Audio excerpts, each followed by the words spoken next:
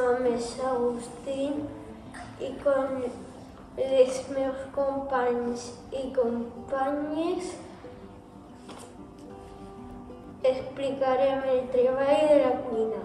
Hem realitzat les definicions buscant les paraules al diccionari.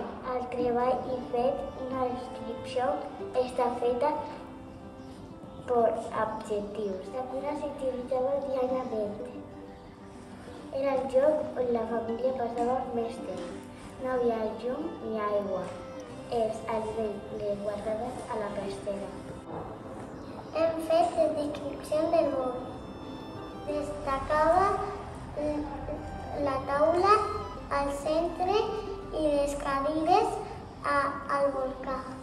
En aquest treball hem volgut afegir un conte molt curtet, inspirat en nostra història, fet per tot l'equip. La nostra història tracta d'uns aliments màgics.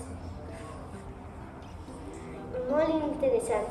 Si vols saber més, les convidem a llegir-la. Abans el treball ha realitzat un mapa conceptual on es recull tota la informació més important.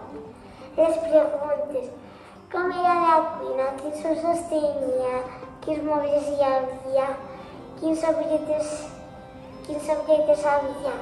Esperem que us hagi agradat. Si us ha agradat, tenen un like.